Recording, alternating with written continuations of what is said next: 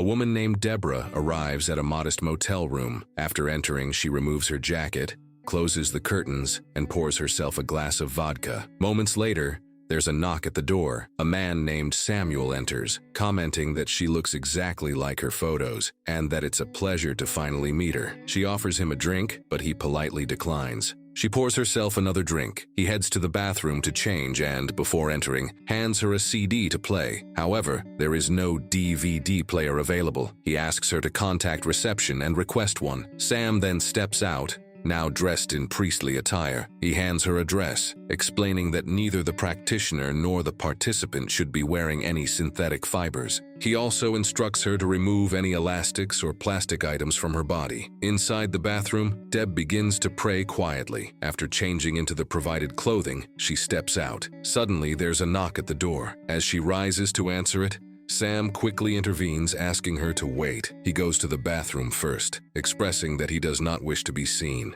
She opens the door to find the receptionist standing there with the DVD player. They insert the CD and start the television. Deb begins watching the tape while Sam quietly prepares the room around her. The footage appears to be an induction into a cult. As the tape progresses, Deb grows emotional, visibly affected by what she sees. Once it ends, Sam retrieves the disc and turns to her with a serious expression, informing her that the procedure cannot be halted once it has begun. Before commencing the procedure, he asks her for the payment. With a note of reluctance, he admits that he doesn't like asking for money, but insists it is necessary to help spread the word. He further explains that this is a one-time fee, granting her lifetime access to all their centers worldwide. After collecting the payment, he inserts another tape and begins the next video. The man on the tape instructs her to close her eyes and concentrate on the music as Sam begins the procedure. With practiced care, Sam gives her a deeply soothing massage, one that gradually induces a hypnotic state. As the tape continues, it guides her on a journey through her past, encouraging her to confront and release the burden of negative emotions accumulated over the years. She recalls a moment from her past, standing at home doing the dishes. Her mother returns from work, slamming the door with force. Her mother scolds her for getting the floor wet and smacks her on the head in frustration. Later that evening, her mother buys her a Mad magazine and offers an apology. As the memory unfolds,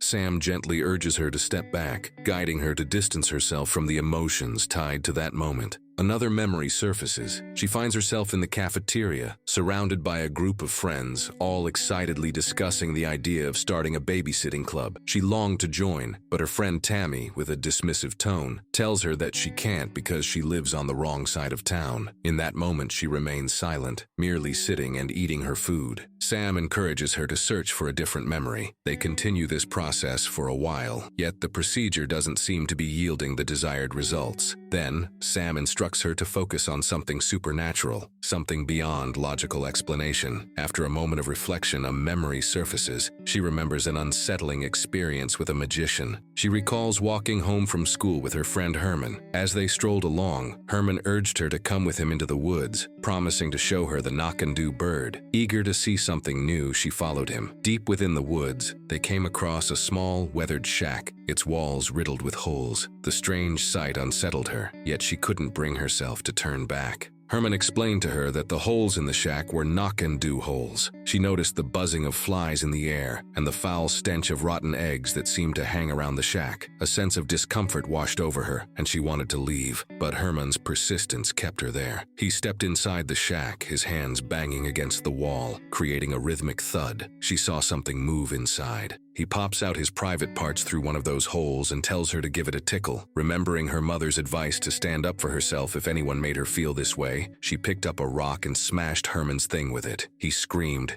and she quickly ran back the way they came. The next day at school, she encountered Herman and, with concern, asked if he was all right. He responded by telling her that the pink doctor had come and helped him, claiming that it's better now, even bigger than before. Herman then warned her that the pink doctor was angry with her, implying that if she didn't meet him at the shack, he would reveal everything to her mother. After school, she returned to the shack. As she stepped inside, she felt an electrical hum in the air. Suddenly, the lights start flickering in the room. She notices a man sitting quietly in the corner, dressed in a doctor's coat. She approached him, asking if he was the pink doctor. The man calmly responded, explaining that he was not a doctor, but rather a magician named Knockandoo. He offers to show her his tricks, but she declines. As she turned to leave, she was struck by the sight of him floating 6 feet in the air, defying all logic. She remembers that later that afternoon, something had changed. She had become a woman and started bleeding on her way home. As the strange events unfolded around her, Sam excused himself and made his way to the bathroom. When Sam returns, Deb asks him to tell her the truth. He looks at her intently and reveals that she is a powerful soul, but something is blocking her path to transcendence. To fully move forward, she must confront whatever stands in her way. He further explains that she encountered an entity when she was young, an entity the father had also encountered in his past.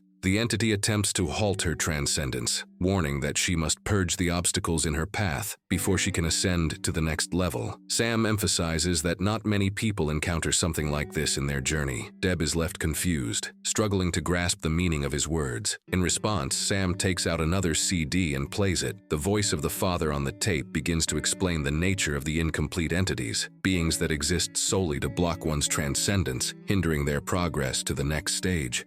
The tape explains that no one truly understands why the incomplete entity acts this way. When it plants a blockage, it remains in the person's nasal cavity, where it takes physical form, asserting control and gradually weakening the pineal gland. The blockage is described as a liquid sac, one that can be easily popped by any administrator. The procedure is painless and brief, designed to clear the path and allow the individual to transcend to the next level. Sam takes out a tool and tells Deb that he performed the same procedure on the father. Deb hesitates, reluctant to go through with it, but Sam reminds her that they cannot stop midway. As he had explained earlier, he tells her that if she halts now, it will cause irreversible damage to her soul. Sam assures her that once the procedure is completed, she will be the most powerful soul to transcend and reach the next level. Deb reluctantly agrees to continue with the procedure. She lies down on the bed. Sam grabs the tool and prepares to proceed, but Deb feels increasingly uncomfortable. In a moment of frustration,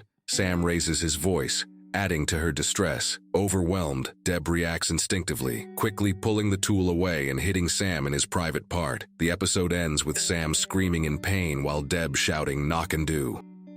Please like and subscribe the channel for more videos like these.